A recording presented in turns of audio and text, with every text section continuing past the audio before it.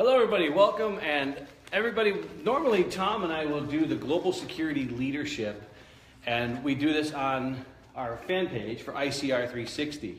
But for today, we wanted to do something special for everybody because for the first time in about almost 3 years, we were just discussing this, Tom and I are actually in the same room. Unbelievable. So every time we do our Google Hangout live session, I'm in North Carolina, Tom is here in Dallas.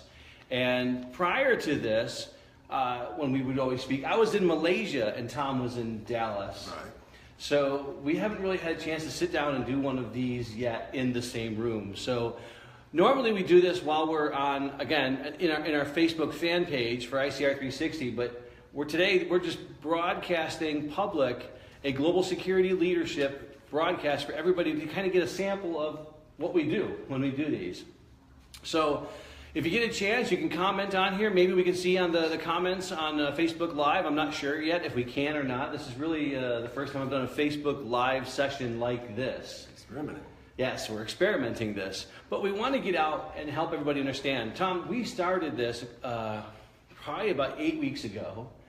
And we started talking about security, but then we kind of shift focus and we wanted to help people. You didn't have to be in the security industry to watch this, even though this is the global security leadership. We wanted to help people with their families, keeping themselves safe if they were traveling, keeping their families safe. And so this hasn't really been just for the security audience. We're trying to make this for everybody. Absolutely. But today, actually, even though we're doing our live broadcast kind of with everybody watching us, we're actually going to be doing something a little bit that's really security oriented. But anybody who's a manager out there for a business is going to get some value from this, Tom, because we're going to be talking about attrition. We're going to be talking about actually having the opportunity to understand how can you lower your attrition or to make sure that you're keeping your security guards, because that costs companies so much money. Tom, talk about a little bit about one of and you're going to get an opportunity here to toot your own horn too, because you are the master at having guard forces in an industry with very high turnover rate, where you're closer to an industry that's probably about 30%, I think it is. Right. And you're closer to 5% when you're with your organization. So please share a little bit about how you've been able to do that. We work in the industry, in the security industry that George and I have been a part of now for many, many, many years. This attrition will fluctuate between 100%. It can go up, and if you're a smaller security organization, it can go as high as 400%. So imagine you're the CEO of a business. You're looking at high attrition at 30%. At 30%, you're bringing in your department heads, and you're coming up with a plan, re-engagement, surveys. We're going to find out what it is that's impacting our employee population while we're losing employees. So imagine with the amount of money that security organizations are making across America, with 100% attrition, what would happen if we cut attrition by half? What George and I want to talk to you a little bit about, organizations that we've managed, how we kept our attrition as low as 5% on a security guarding force that's constantly retraining itself. We've decided that people are not their titles. We become blind in the industry and see each person that wears a uniform as a guard. And the guards are actually a good-looking group of individuals, and they wear these great-looking hats. And if you're ever in London, you'll get to see the guards. And they're on post, and they've got these awesome red jackets. Those are guards. We're talking about maintaining professional security officers. There is a difference. And the biggest difference in what impacted our abilities is the fact that we don't see them as guards. We know that they're more than their titles. And we show them love. So during our talk today, George and I are going to take two different perspectives. We're going to say, well, if the guarding industry is losing this sort of attrition, George is going to take it from the contract side. If he's the contractor responsible for serving me as the client, I'm going to take the client's perspective on how to turn this around. George is going to take the service provider's perspective on how to turn it around. and guarantee you we're going to come up with solutions that you're going to just say, wow, we did it at my job now. But we don't do this in our industry. Absolutely, Tom. One of the things that I find very interesting in the guarding industry is pay. Everybody, what I've seen, people think they can do the same job. So you get a guarding company that says, hey, you know what, for me to come in and take over your guarding force as a contract security guard, we're going to have to charge you $13 per hour per guard.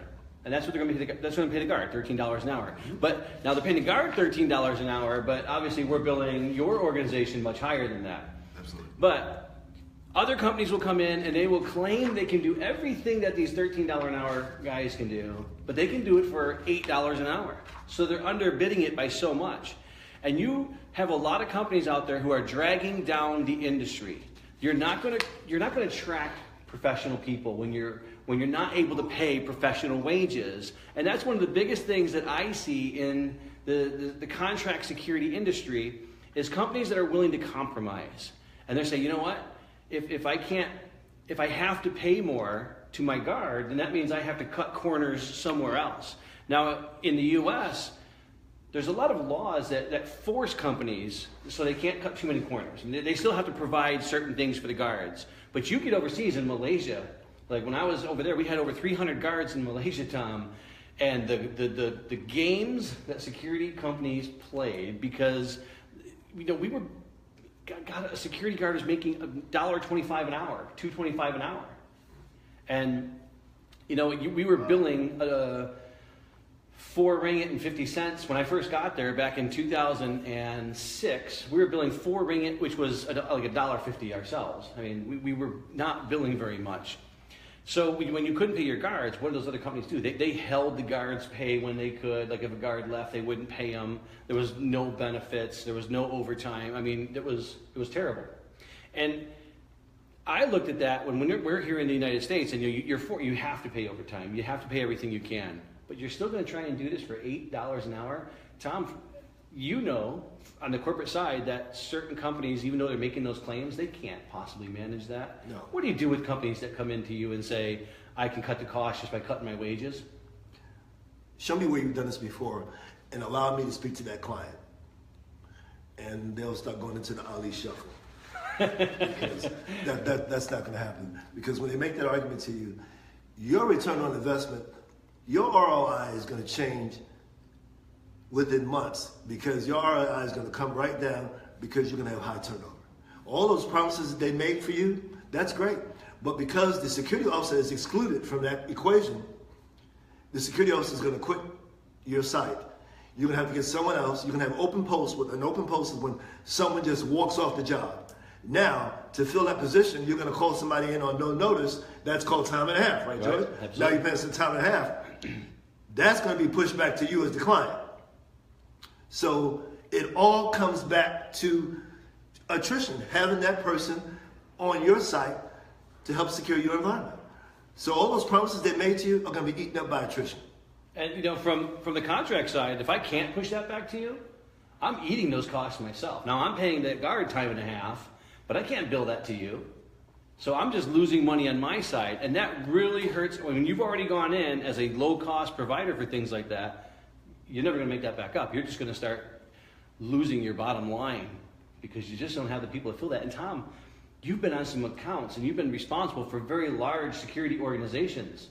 If I've got 30 guards that I need to fill those positions, that's really hurting me as an organization, because I still have to fill those positions. I'm contractually obligated to fill those positions. So I'm calling people in for overtime, or what's even worse, Tom, is I'm trying to hurry people through the process. I'm hiring people, I'm not doing a good job in the background checks, and I'm basically hiring anybody that can fog a mirror, because I have to get those positions filled because this is killing me. So you end up with lower quality people. And tell me, from the security manager position, when you're walking around, you can see that, can't you? Yes. And so when the person that I'm so satisfied with, Mark was such a great security officer. He was so attentive to the needs of our business. He had a great relationship with the employee population. He's the guy that I want. Mark quits and walks off the job. So Rudolph replaced him overnight. Rudolph is dysfunctional. I've gone from sugar to you know what in overnight. Yeah. Now I have Rudolph who's ineffective, and I'm paying Rudolph time and a half. Yeah. So that's the thing about attrition. Why am I losing the quality guy and I'm replacing him with a low quality performer? And you're still telling me that, yeah, but you're getting this for a premium. You're getting this at a premium rate. So guess what? I'm getting a premium rate. My business is less secure, and I don't have the professionals that I really was promised. And it all goes back to attrition. So Tom, what are some of the things that you think the guards are looking for to help them stay with their company?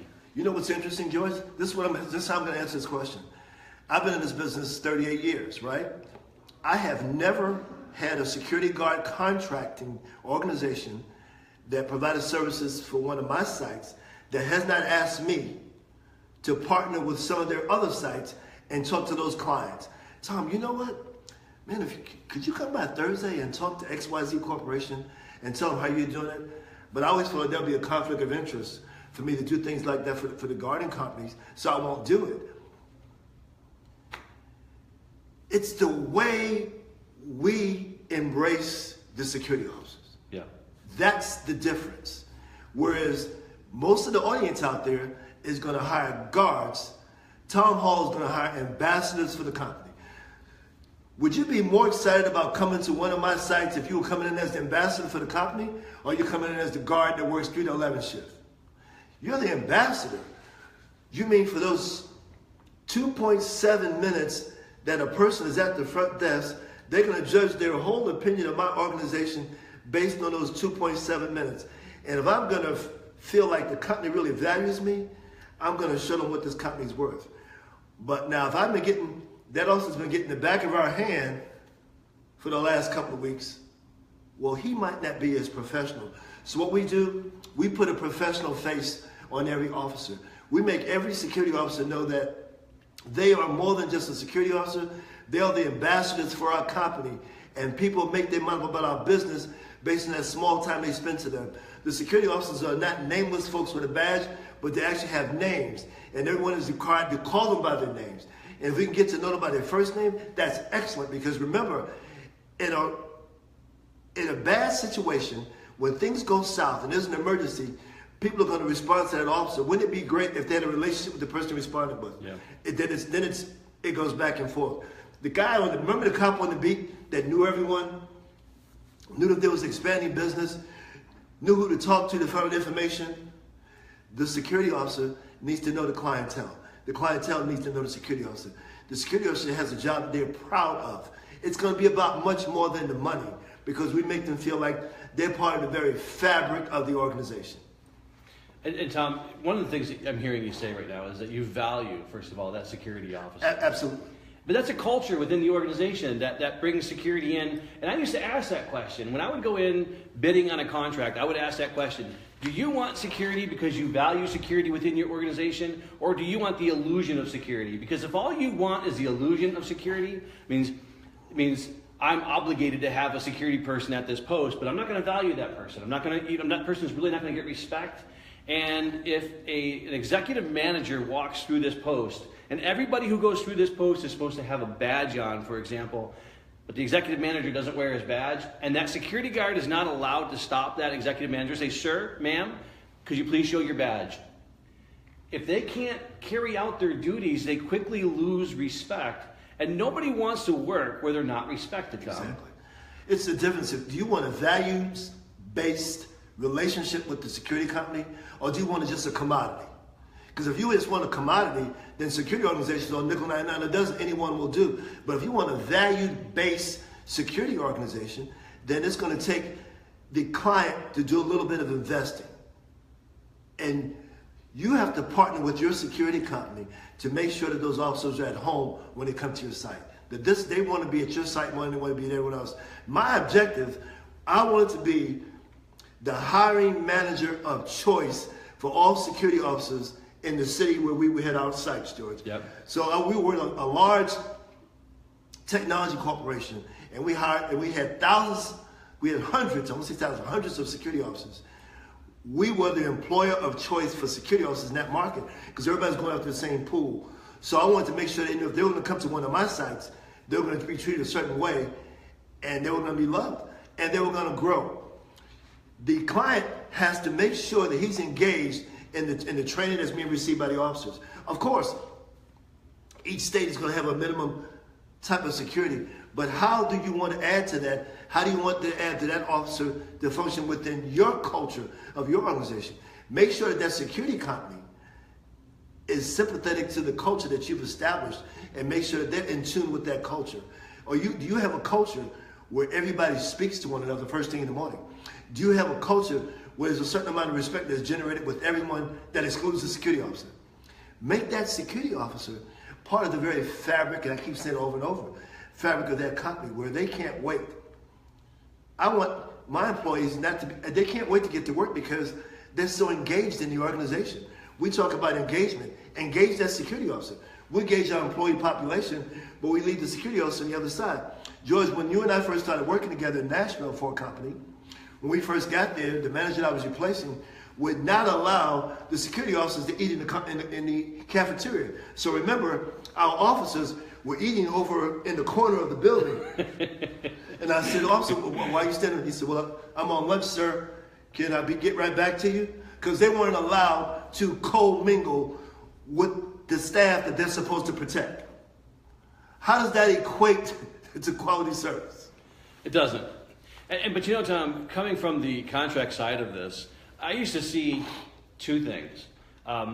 Organizations, let's say I'm working for ABC Security Company, and I'm bringing people in, and we're not doing a very good job with orientation.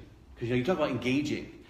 For a company, for a security company, the one time you really have to engage with your security officer is that orientation. Bring them into your organization properly, and you're going to start out on a better foot. You're going to start out with a better person because you're going to engage them, you're going to talk to them, they're going to go through great orientation, they're going to know the expectations of your company, and they're going to know more about where they're working. I've seen so many security guard companies, Tom, that will go, they'll hire somebody as fast as they can, send them out to the contract account that they're going to work on, and the guard doesn't really feel like they work for ABC Security Company. They feel like they work for whatever that company is that they're working on that account.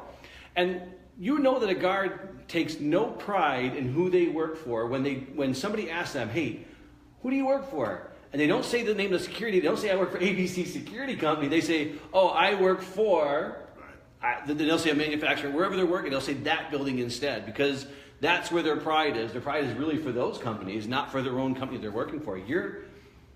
You're not going to get your guards really to take good ownership. But I could see this. At one account, very low attrition. Or I should say very low turnover. Very high attrition, very low turnover. Another account, tons of turnover. Everybody wants to leave this account. And it all comes back to two things. One, the security manager who's managing those guards at the account, and the lack of the private security company going out and engaging their own people. It's kind of like we send them to you, Tom, and we expect you to take care of them. Absolutely. And how hard is that? That's extremely difficult. So, in my relationship with my contract service provider, this is my relationship with them. First of all, I don't refer to them as a contractor. They are my strategic partner. George and I are partners to realize my goals. I can't do it without a secure environment. I don't have a guard force. I'm partnering with George. So we're in partnership for me to reach this level here. So it starts with that partnership. Then I take on, as the client, I'm the security officer champion. George leads the security organization, but I'm the champion for the security organization. So when they come into our organization, and I keep saying this over and over, they're at home here. George's responsibility, he has to touch his officers. If he doesn't touch his officers, and they're only touched by me, they no longer feel like they belong to the security company. So George has to touch his officers to make sure they feel like they're part of the organization and that they're being supported by the organization. And the more he touches them, the more he knows on, because they're closer to the client than he is. We have the client strategic partner relationship, but I see his security officers more than I see him. So he has a vested interest to touch his officers on a regular basis someone should be touching those officers once, twice a day. So they know that they're wanted, engaged, part of an organization that supports them and loves their contributions. And we haven't even talked yet about recognition. Yeah, and Tom, let me ask you a question. How does it feel as a security manager of an organization when your contract guard force is coming to you telling you they don't have the support from the company that they're working for, or they don't feel like they have that support? Once again, I feel like I've been betrayed, because remember, when they brought the contract to me and they were negotiating with me, we were talking about this ROI that I was going to receive. But if my security officers are giving me all these stories of dissatisfaction, then this is a failed partnership, because we're in this thing together. And it's going to take both of us, because this security officer is so significant to the future and success of my organization. And most of us don't realize that. When you walk through that lobby, you see that person behind the desk. You know who that person is? That's the director of First Impressions. Yeah. So George is laughing because he knows that when he and I were joined at the hip, there's a nameplate, the front desk, when people walk in and see George as security officer, it says Director of First Impressions. How good do you think she feels about that name tag, George? She loved it. She loved it. How much did that cost me? $8? Was it a morale booster? Absolutely. She felt so good about who she was and her value and her worth. The vice president of operations for our city used to change her flowers once a month. Unheard of. The security officer, you mean, first of all, gets flowers? Yeah. Then did she get flowers monthly? Because she was having such a great impact on his clients that saw her before they saw him. He's not investing in an administrative assistant because he's so comfortable with the duties of the security officer to handle both. As the clients, we're happy. George is happy. Security officer is happy. It's a successful venture. And you know, contract security companies, it's a business. Security is a business as much as anything else. And you have to constantly be expanding your business because you have expectations. But I see far too often that contract security companies are just taking any customer that they possibly can. And they're not doing a good enough job vetting that person or that company that they're working with to find out, do we have a strategic partnership? Am I going to get the support that I need also to help my guards? Because I need to keep my turnover as low as possible also. And am I going to get that support? But so many people are just willing to dive in with anybody that they can, Tom. And you know that really hurts. Kind of, as a contract security company, that's going to really hurt your company because you've got a brand just as much as Tom has a brand. His brand is, if it's global security for the company he's working with, that's a brand for him. And I've got a brand too from my side, and that is ABC Security Company. I want to be known as the top security company for my region, wherever I am. For what I'm doing now, I want to be known for Shadow Track 24/7. We want to be known as the #1 logistics security company in the world. So our people, we haven't lost anybody yet, Tom. All right. All right. Now we're a small company, but we haven't lost anybody yet. And you know something? That's because we have a great team, first of all, and we all care about each other, and we all work every day to support each other. So when you have things like that, and then when that actually spills over into your customers and the service that you can provide your customers, because when you can provide good service, if I can bring guards to you, Tom, they're well trained, they've been properly vetted, they're motivated, they want to do a good job. How much happier are you to see that kind of person come across the line? I'm ecstatic because what George is engaged in now, those are his employee retention strategies, pre-employment retention strategies. So before they hit my site, George is already engaged in. George has done his homework. He's already knows about the turnover and why there was turnover. So George is doing his homework. He knows that this particular site, turnover is based on this issue, this issue, this issue. Look, George, there's a security magazine that says, Security Solutions magazine says, factors that influence officers to resign are competition, lack of recognition, lack of teamwork, incompatible management styles, quality of life issues, stress, pay versus effort, poor recruiting, lack of orientation, lack of job security, boredom. George already knows this for his pre-employment strategies. So he needs to make sure he has to figure all this out before. Now, once George knows this, he can put together a plan to get the best officers to my site. Now, we engage in post-employment retention strategies, which include recognition and support for the officer. And when I say recognition, most people right away say dollar signs. No, we're not talking dollar signs. Something as simple as the mention of someone's name is music to their ears, right? Yep, absolutely, yes. How often does a contract security manager show up at the site to see his officers and doesn't know their first names? Far too often, actually. And what does that do to the morale of these security officers that are at my site when their supervisor doesn't know their first name? Their supervisor doesn't know their birthday. Their supervisor doesn't know that their wife just had a child last night. Their supervisor has no input into the social life of this young man. He feels isolated from the company he's engaged Yes. to work for. So I want to stop and talk about recognition for a second because it's so important. We used to have a program we called it the Employee Incentive Program. And that was where we actually allocated so much money per year based on the size of the guard force. And once a year we actually had company event. And we tried to do it usually around the holiday season time. And during the year, the guards could actually earn points. And we would give them things and like tickets. And they would save that ticket stub because at the employee party at the end of the year, all those ticket stubs that they had go into this big bucket and you get to choose. So the more tickets they get built up during the year, they would actually have more chances to win really nice prizes at the end of the year. And that was a great program. Employees loved that program. And when you know that every day you could actually be getting some kind of recognition by getting points, and I would carry tickets around with me if I saw somebody doing something great. We allocated money on a monthly basis and then an annual basis. So every month I basically had to find reasons to give away gift certificates. $25 gift certificates, that's not much money, Tom. We're talking $1 million account. And that security guard company can't give away a $25 gift certificate to one guard because he sees them doing an outstanding job for something.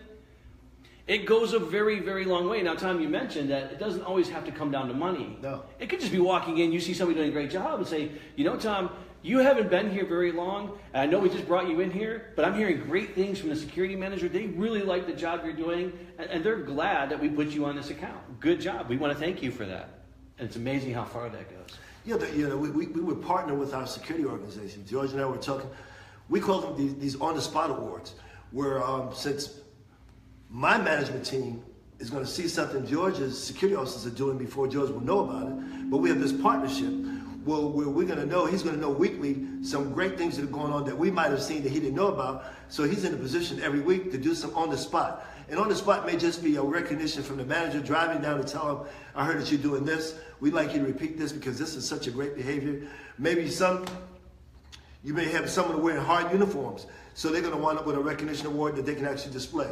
It doesn't matter. Just do something that these security officer values. It has to be something, they've got to do their homework because it has to be something that the security officer values. I don't value a red bunny on my chest. So telling me I did a great job and give me a red bunny, that's not going to work for me.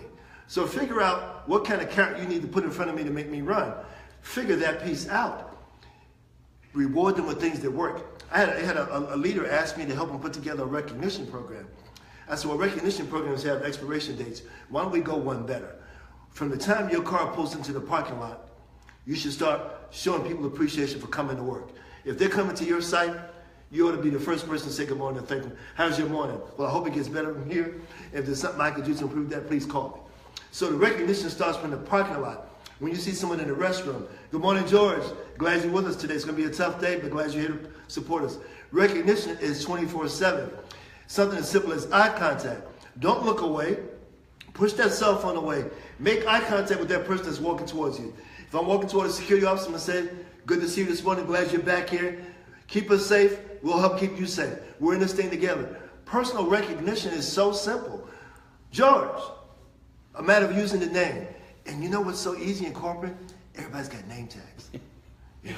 Yeah. So old guys like me don't have to remember names. Just say, Mary, good to see you this morning. Those little things help so much. You know, Tom, it's funny, kind of that lesson of the name tags. I don't care if I'm going out to a restaurant or every time I go somewhere, the first thing I ask is, what is your name? Because I want to use that person's name because there's nothing worse than being, I want something when I'm in a restaurant and be like, excuse me, ma'am, hello, you? No, I want to be, Mary, could you come here, please? I just need this. Same thing everywhere you go with any work environment. Remember people's names. And that is the nice thing about being in security. Everybody had that name tag. And that's why it's nice to put their first name on the name tag, not just your last name. Because you don't be running around calling everybody by their last name. It shows you don't remember their first name. George and I are here together in Dallas, and there's a program going on that's full of security managers. And George was introducing me to the room, and as I go through the room, and he would introduce me to each one of them, and so he introduced me to 4 guys at one time, and I shook each person's hand and mentioned their name, and then I would mention their name and shake their hand 4 times on the way down, on the way out of the room to make sure that I got their name down right. So something as simple as name recognition is just super important. And this probably sounds crazy to a lot of my peers in the organization, but I also say the client has to be the security officer champion. Those security officers at my sites with me, George is not there. I'm their champion. They know that when leaders walk around, they matter to our organization. So they really, really, really want to keep us safe because they know that we value them. They're part of, I've said it many times before, they're part of the very fabric of our organization. And you know, and all of the things that we're talking about here today, George, these are all cost-effective solutions that the industry is not engaged in. I've been in the industry 38 years. They're not engaged in these things. Nobody is loving the security officers. Yeah. And how easy is this? So we're complaining about the attrition. We're complaining about having to buy new uniforms, retraining, all of this, but you don't know your damn security officer's first name. So if you're looking for the problem on attrition, I'm going to make it real sweet and simple for you. Look in the mirror. You're the problem. Because people don't leave jobs. People leave leaders. Exactly. Or That's people it. in leadership positions. Yeah. So if we can create the problem, why can't we fix the problem? We all know what the problem is. In the security industry, it's attrition. From the 4 largest security organizations in the country that are making billions, we can cut that. You can enhance all of that by cutting your attrition. And you cut your attrition by having a partnership with your client. Partnership with your client to make sure that your client is on the side of being a champion for your security officers. This is so simple. The client doesn't realize what a role he or she can play in this, Right. George. You're the contractor. I'm paying you. Go do the work.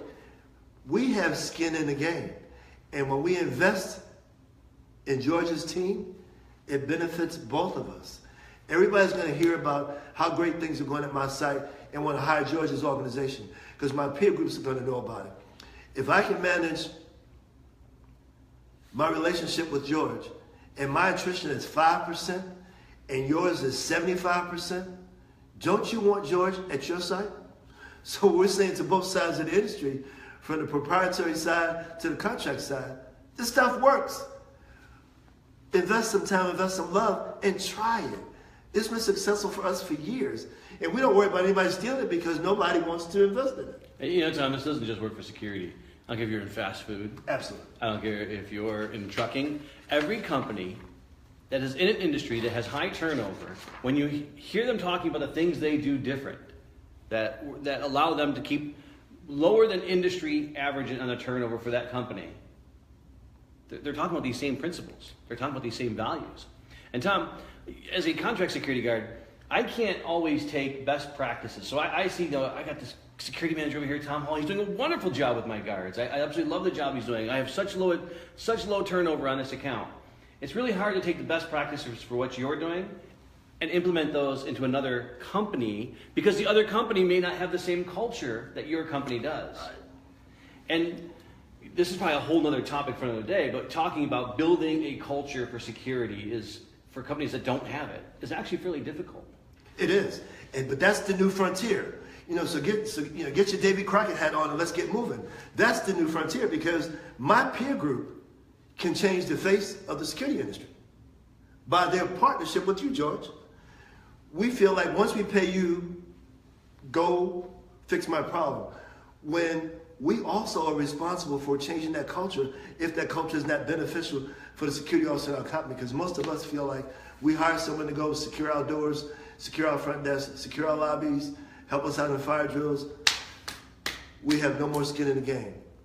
But we're here to tell you that if you form this real partnership and become strategic partners, we can flip the script on what's taking place in the security industry, and it's going to be most beneficial to both parties. And it's not that difficult. It's not. Tom, I want to kind of take a different approach to this now for a second, though, and that is, Tom, I brought in really good people for you. I did a good job vetting. We did a great job training, a great job with our orientation. And maybe you had losses when you hired my company, and because we improved the security guards, the officers, to a level where you're getting better results, now all of a sudden your company comes back and says, I don't need as many people now because I don't have as much loss. How do I show value to you so that I can continually add value and not lose my people? Well, that's awesome, Judge. But you're in the business of constantly looking for ways to show value. How can you show value to me? So once you walk into the door, George, you got to show value beyond that conversation we initially had. Okay. So we're always looking for ways to show more value. So here's the thing. I couldn't trick him. Tom's right. It's not Tom's responsibility to find more value. It's my responsibility to find out how I'm going to add more value to Tom's organization so I don't lose those security guards. Now, years ago, we had a wonderful young lady named Cindy Dunn who kept metrics.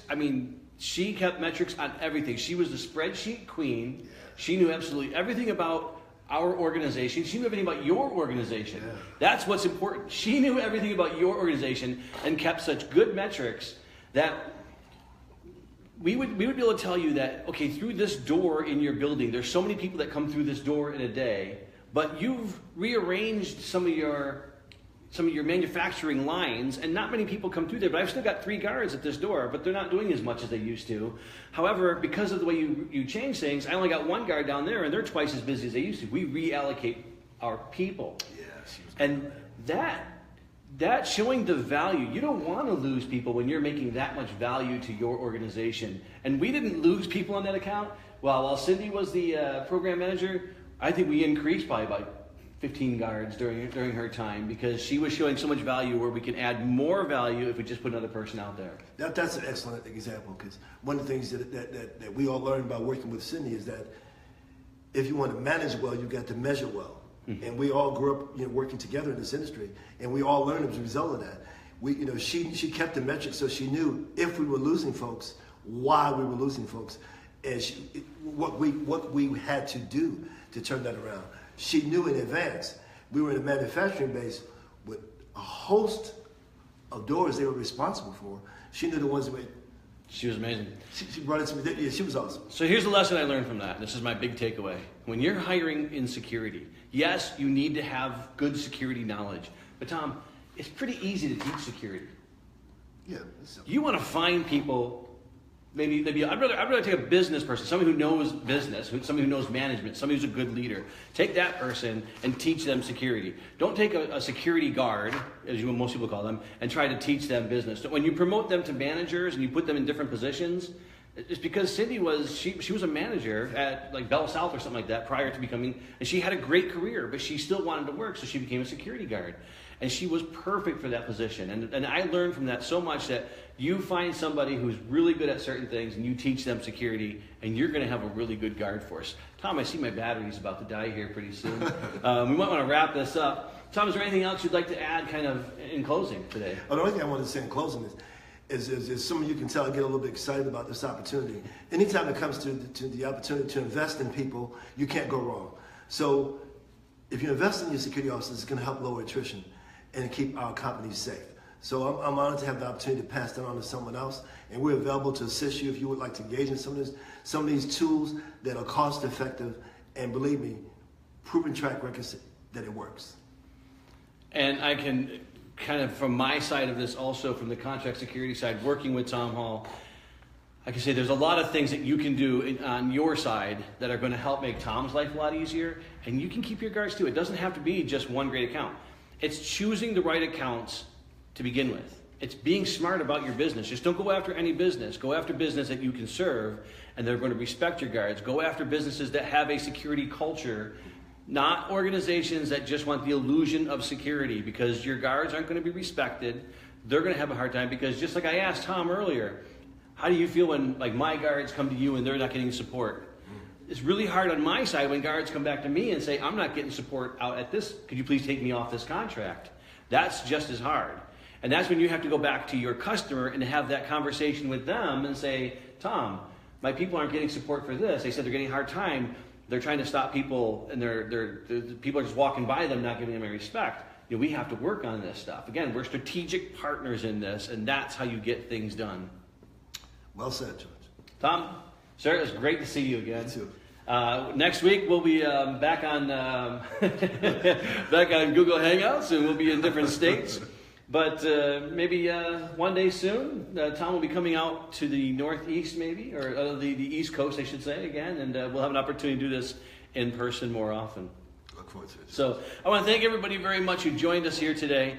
Again, if you go over to the ICR 360 fan page that we have here on Facebook, and on the left-hand side, you're going to see Global Security Leadership, and you can register to watch these every week because we are here every Wednesday, 8 o'clock Eastern, 7 o'clock Central, and we post these videos.